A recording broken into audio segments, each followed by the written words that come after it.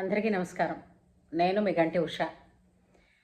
నా మిత్రులకి, శ్రేయోభిలాషులకి, సబ్స్క్రైబర్స్కి ప్రత్యేకించి నా వీడియోస్ చూస్తూ మంచి మంచి కామెంట్స్తో నన్ను ప్రోత్సహిస్తున్న మీ అందరికీ కూడా నా శుభాభినందనలు మరియు కృతజ్ఞతాభివందనాలు తెలియజేసుకుంటున్నాను.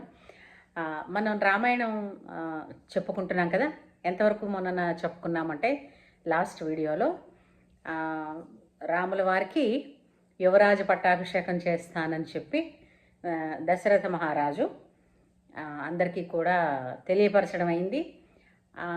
మర్నాడే పుష్యమి నక్షత్రం, చైత్రమాసం, నేను చేసేస్తాను, నువ్వు రెడీగా ఉండని, అంటే సిద్ధపడమని, దానికి తగ్గట్టుగా ఏంటంటే రాముడు ఆచరించవలసిన నియమాలు చెప్పడం అయింది. తర్వాత ఊర్లో ప్రముఖులకి వాళ్ళకి కూడా చెప్పడం అయింది. ఆ పిలిచిన వాళ్ళల్లో ఇద్దరికి చెప్పొద్దని ముఖ్యంగా దశరథుల వారు ఆజ్ఞ వేశారు. ఆ ఇద్దరు ఎవరు? జనక మహారాజుకి తెలియపరచొద్దన్నారు. అలాగే భరతుని వాళ్ళ తాతగారికి, అంటే కైకేయ తండ్రికి, వాళ్ళకి కూడా తెలియపరచొద్దని చెప్పారు. ఇది ఇలా ఉండగా మందర పాత్ర అందులో ఎంటర్ అయింది, ప్రవేశించింది.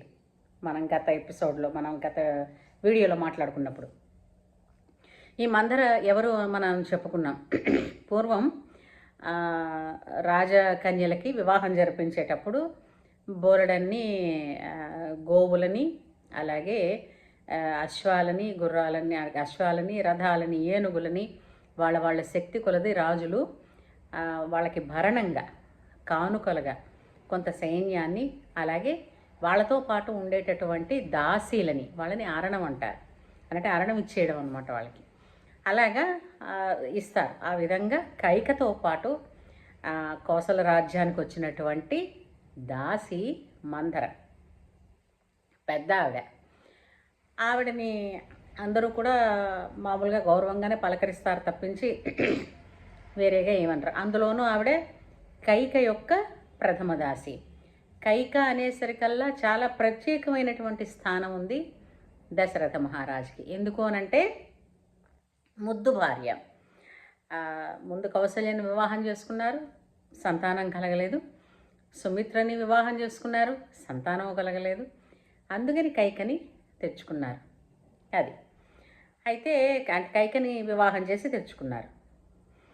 అయితే ఇప్పుడు మందర మేడ మీదకి వెళ్ళి అంతఃపుర గవాక్షంలోంచి, గవాక్షం అంటే ఏమిటో అనుకున్నారు, కీటికి. సో అక్కడ కూర్చుని చూస్తుంది మొత్తం ఊరంతా. ఏమిటి ఇంత కోలాహలంగా ఉంది? విన్నది, కొన్ని మాటలు విన్నది.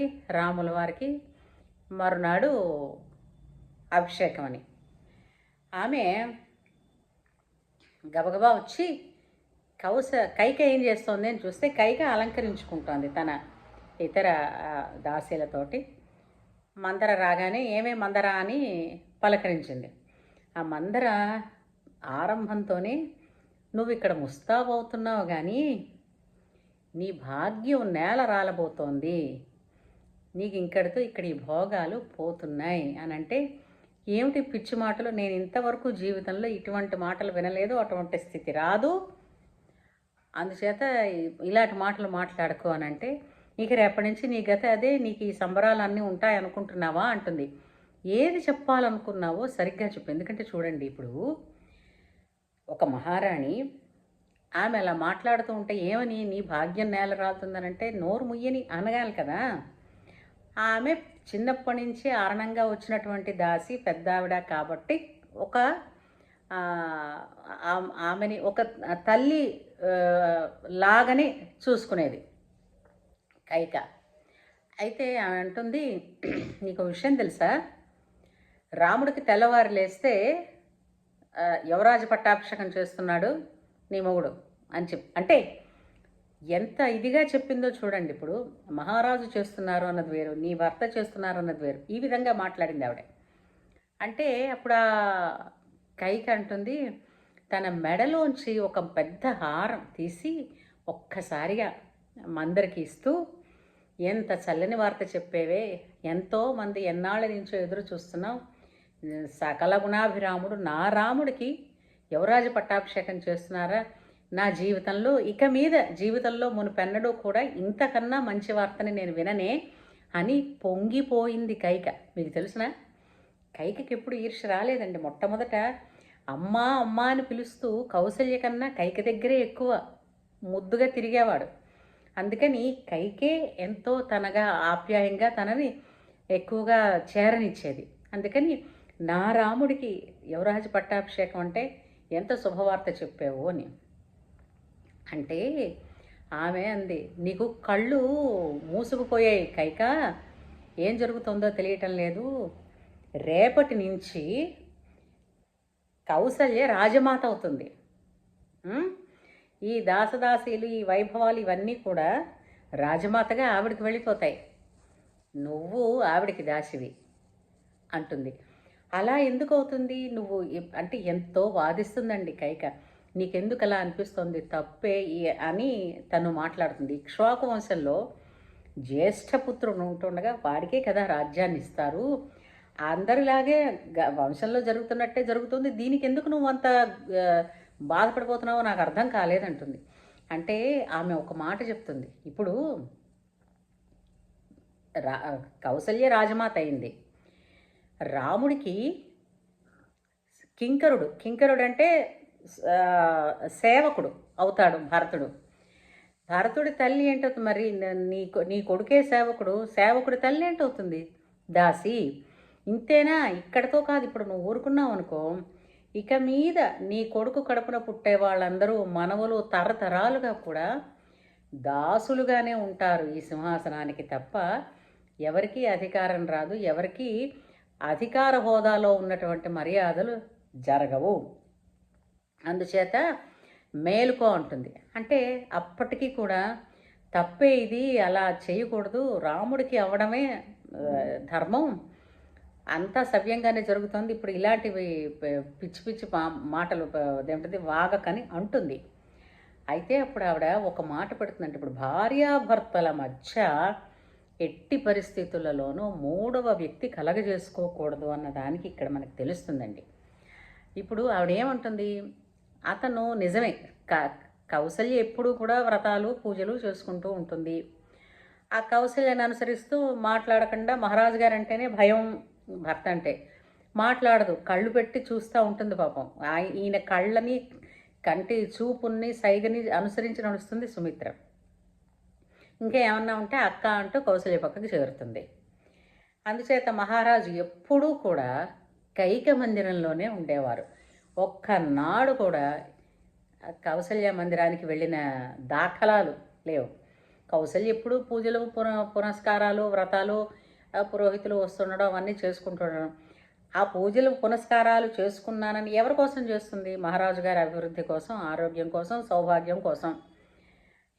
ఇలా వ్రతం చేసుకున్నానని చెప్పి అతని దగ్గర ఆశీర్వచనం పుచ్చుకోవడానికి కూడా అవకాశం ఇవ్వకుండా ఆయన కైక మందిరంలో ఉండేవారు. దీని తర్వాత అతను దశరథుడే తనంతటి తను చెప్తాడు. అయితే ఆమె ఏంటంటుంది? ఇప్పుడు ఆలోచించావా? కౌసల్యకి తెలుసు, ఆనందంగా ఉంది. నువ్వు చాలా ముద్దు పెళ్ళాను అని అంటారు కదా, నీకు చెప్పాడా? నీకు చెప్పకుండా ఏ పని చెయ్యడు కదా నీ భర్త అని నువ్వు అనుకుంటున్నావు. అలాంటిది ఇన్నాళ్ళు నంగనాచిలాగా ఎక్కడా దూరంగా ఉన్నానన్న మాట అనుకుంది. కానీ ఏం చేసిందో రాత్రికి రాత్రి తన కొడుక్కి పట్టాభిషేకం జరిపించేసుకుంటుంది కౌసల్య అని కౌసల్య మీద దశరథుడి మీద నూరిపోస్తుంది. నువ్వంత ప్రేమ గలదానివైతే నీకే కదా ముందు చెప్పాలి. నీకు చెప్పకుండా ఏర్పాట్లు ఎందుకు చేస్తున్నాడు అంటే ఆలోచించు. అంటే నిన్ను మోసం చేస్తున్నారే వసి పిచ్చిదానా అని అనేసరికల్లా అప్పుడు అంతవరకు కొట్టిపారేసినటువంటి భర్తని తోటికోడళ్ళని భర్తని సవతులని సపోర్ట్ చేసినటువంటి వెనకేసుకొచ్చిన కైక ఒక్కసారి మందర మాటల బుట్టలో పడిపోతుంది. ఇంకప్పుడు మందర తనకి అన్నీ నూరిపోసి, నీకు గుర్తుందో లేదో నాకు గుర్తుంది, ఒకానొకప్పుడు ఒక యుద్ధంలో నువ్వు నీ భర్త అయిన దశరథుడికి సహాయం చేసినప్పుడు మహారాజు నీకు 2 వరాలు ఇస్తానన్నాడు. ఈ 2 వరాలు నువ్వు అప్పుడు నాకు అవసరం వచ్చినప్పుడు కోరుకుంటానన్నావు. నీకు గుర్తుందా? నీకు గుర్తులేదేమో కానీ నాకు గుర్తుంది. కాబట్టి ఆ 2 వరాలు ఇప్పుడు కోరుకో. మహారాజు ఇస్తాడు. ఏమిటి కోరాలి వరాలు అంటే, మొట్టమొదటి వరం భరతుడికి పట్టాభిషేకం చేయమను. సరే. రెండవది రాముడిని వనవాసానికి వెళ్ళమను. అంటే కైక కూడా ఆశ్చర్యపోతుంది. నువ్వు అడిగిన దానికైనా అర్థం ఉండాలి. పోనీ ఒక వారం భరతుడికి పట్టాభిషేకం చేయమన్నావు, బాగానే ఉంది. రాముడు ఎందుకే వనవాసం వెళ్ళడం అని ఆవిడ అడిగితే, మందర ఆలోచన చూడండి. రాముడు ఇక్కడ ఉంటుండగా భరతుడు పట్టాభిషేకం జరుపుకోడు, అది జరగదు. కాబట్టి రాముడు అంతఃపురం విడిచిపెట్టి వెళ్ళాలి. అంతఃపురం విడిచిపెట్టి వెళితే వీళ్ళెవరూ ఉండరు ఆయన్ని విడిచిపెట్టి. కాబట్టి అతన్ని అడవులకు పంపించేయాలి. ఎందుకంటే ప్రజారంజకుడు రాముడు. కాబట్టి ప్రజలైనా తిరగబడి మాకు రాముడు కావాలంటారు. కాబట్టి రాముడిని అడవులకి వెళ్ళమను. ఎన్ని సంవత్సరాలు వెళ్ళమన్నావు? 14 సంవత్సరాలు వెళ్ళమను. 14 సంవత్సరాల పాటు ప్రజలతో కాంటాక్ట్లో లేని ప్రభువు ఆ కమ్యూనికేషన్ మర్చిపోతాడు. అలాగే ఆ అడవిలో మృగాల మధ్య ఆ కందమూలాలు తింటూ నాగరికతని మర్చిపోయి, అతను కూడా 14 ఏళ్ల తర్వాత వచ్చినప్పటికీ కూడా ఈ లోపల భరతుడు అంటే ఎంతో అభిమానాన్ని పెంచుకుంటారు ప్రజలు. తర్వాత రాముడు వచ్చినా కూడా ఏదో వచ్చాళ్లే అనుకుంటారు, కానీ మాకు రాజు అవుతాడని వాళ్ళు అనుకోరు. భరతుడినే యాక్సెప్ట్ చేస్తారు, రాముని ఎలవ్ చేయరు అన్న తంత్రం అనే కన్నా కుతంత్రం ఆవిడ ఉపదేశించేసరికల్లా అంతేనా, ఇంకా ఏనన్నా అది తెలిసిందా? నువ్వు అలకా గృహంలోకి వెళ్ళు. నీ భర్త వచ్చి అడుగుతాడు. అడిగినప్పుడు ముందు ఒట్టు వేయించుకో. ఎవరి మీద ఒట్టు వేస్తాడంటావేమో, ఎవరూ చూడలేదని అనుకోవడం కాదు, సూర్యచంద్రుల మీద వాళ్ళ మీద కాదు, అతనికి ముద్దుల కొడుకైనటువంటి రాముడి మీద ఒట్టు వేయించుకో. ఒట్టు వేయించుకుని ఈ వరాలు 2 అడుగు. ఎందుకంటే భర్త ప్రేమకి కరిగిపోయి మళ్ళీ మర్చిపోకో. ఈ 2 వరాలు అతను ఇస్తానంటేనే అప్పుడు నీ అలకని విడిచిపెట్టు అని బాగా నూరిపోసేసరికల్లా ఒక్కసారిగా ప్రేమమూర్తిగా ఉండేటటువంటి కైక ఒక్కసారి ఉగ్రరూపాన్ని దాలుస్తుంది. వెంటనే అలంకరించుకున్న పువ్వులు తీసేసింది. వాళ్ళకి అలకాగృహం అని ఒకటి ఉండేదిలేండి, ఈ రాజుల అంతఃపురాల్లో ఒకటి ఉంటుంది. అలకాగృహంలోకి వెళ్ళింది. నల్లని వస్త్రాలు కట్టుకుంది, నగలు తీసేసింది, పువ్వులు తీసి పడేసింది. పడేసి నేల మీద పడిపోయి ఉన్నాయి, అన్నీ విసిరేసింది, నగలు విసిరేసింది, వెళ్ళిపోయి అలకాగృహంలో ఉంది. ఇక్కడ అందరికీ చెప్పవలసినవన్నీ చెప్పేసి రాముడిని రెండవసారి కూడా పిలిపించుకొని చూసి, రాముడు బయలుదేరిన తర్వాత అంతఃపురంలోకి వెళ్ళిపోయాడు అనుకున్నాం కదా దశరథుడు. ఆ అంతఃపురంలోకి ఎక్కడికి వెళ్ళాడు? కైక దగ్గరికి వచ్చాడు. కైక అంతఃపురంలోకి ప్రవేశిస్తూనే ఎక్కడ పడితే అక్కడ ఈ పువ్వులు పడేసి ఉన్నాయి, తర్వాత ఈ నగలు కిందన పడేసి ఉన్నాయి, పట్టు వస్త్రాలు తీసుంది. వాళ్ళందరూ కూడా భయంగా ఉన్నారు. ఏం జరిగింది అనగానే రాణివారు అలిగేరు, అలకా మందిరంలో ఉన్నారని చెప్పారు. అక్కడ దశరథుడు ఒక మాట అంటారు, సౌభాగ్య చిహ్నమైనటువంటి పువ్వులను తలలోంచి తీసి నేల మీద ఎందుకు కొట్టావు అంటే అది దోషమని ఇక్కడ చెప్తున్నారు. చూసారా, మనకి ఏ వస్తువులు నేల మీద ఉంచాలి, ఏ వస్తువులు నేలని తాకకూడదు అన్నది దేవి భాగవతంలో కూడా మనకి విశదీకరించింది ఆమె. ఏ వస్తువులు పుణ్య వస్తువులని నేల మీద పెట్టవచ్చు, ఏవి పెట్టకూడదు. అలా నేలని తాకకూడని వస్తువులలో ఒకటి తులసి దళం నేల మీద పడకూడదు.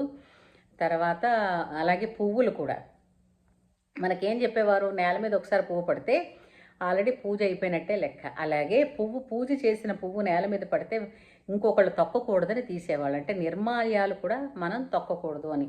అంటే ఇవన్నీ కూడా గౌరవాన్ని ఇవ్వడం. ఇప్పుడు మనం ఎవరికి గౌరవాన్ని ఇవ్వడం, ఒక పూజ చేస్తున్నాం అనంటే ఒక నమ్మకంతో చేస్తున్నాం.